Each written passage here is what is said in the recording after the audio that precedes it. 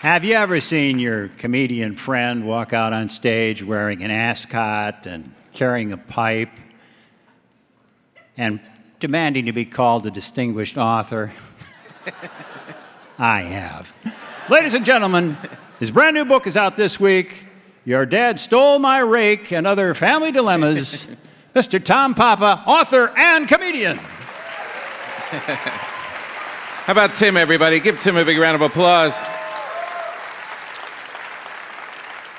You know, when people were asking me, why did you write a whole book about family, all about family? And I find it the funniest thing that there is, because it's so unexpected. You don't really go into it with any knowledge of what's going to happen to you.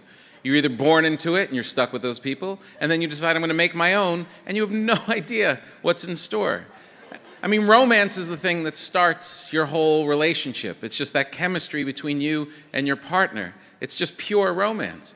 But then after 10 years of mortgage payments and dead pets and living relatives and mortgages, there's no time for romance. You ultimately become business partners in a horrible nonprofit organization. So how do you not write about that? This next essay is all about mealtime with your children. It's entitled, "Welcome to Plain Pasta. Can I take your order?" Feeding children is the worst. Not the starving ones in distant lands. They'd at least be appreciative. I'm talking about the ones who live in my house. It should be joyful and gratifying when you make something and feed the ones you love. But when the ones you love are under 3 feet tall, that is seldom the case. Feeding your own children is more nerve-wracking than cooking for a cranky New York Times food critic who just had his car towed.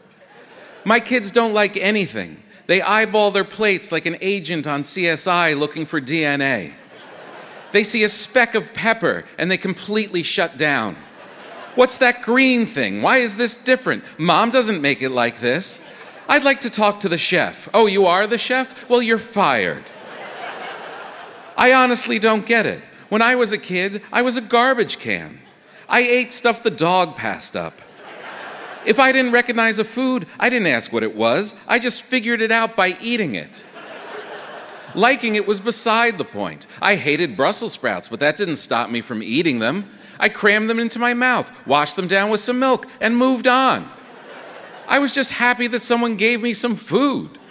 Maybe that's why at 8 years old, I am the same size I am today.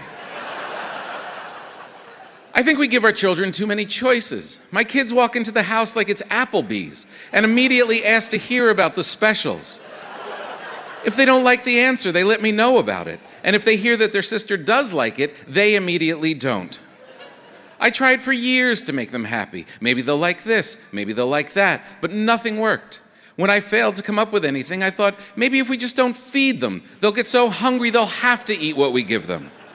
It could have worked, but my wife doesn't like starving her own children as much as I do. After all these years, I gave up. No more trying to get them to like something new or looking for recipe ideas on the internet and talking to other parents. I'm done trying. From now on, all they get is plain pasta. It's the only meal that never disappoints. It's nothing but starchy noodles with virtually no vitamins or minerals, but they eat it every time, and at this point, that's all I can ask for. If I had the money and the energy and knew anything about business, I would open a restaurant and call it Plain Pasta. Do you realize how popular this would be? Families would be dying to get a table at Plain Pasta. Anyone with a child would be making reservations months in advance, planning their birthday parties and ordering takeout. How happy would kids be in a place where plain pasta was the only item? It's tailor-made for them. Their parents can't suggest that they try the scallops or eat a vegetable because there aren't any. There isn't even a pepper shaker in the place. The parents will be ecstatic too because they won't have to worry about what to feed them. They could skip ordering altogether, walk in, sit down, and whammo. A big bowl of plain pasta is slammed down before them like it's feeding time at the zoo. And by the way, this is not a competition for my other popular restaurant called Chicken Fingers. Yeah, that place is a little more down and dirty. There are no utensils at Chicken Fingers. There aren't even napkins. You pick up your chicken fingers with your hands out of a metal bucket, dip them in one of our 12 dipping sauces, and wipe off your hands on your jeans.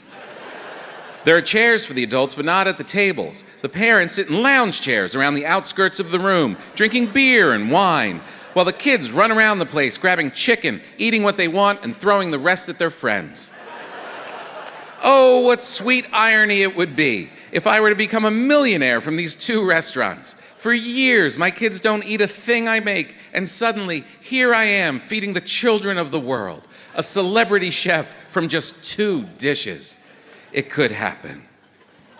Have you ever realized that your part of the show was over, and you decided to head out into the crowd, sign some books at the Ravinia Market, and drink the remaining wine? I have. Thank you all very much.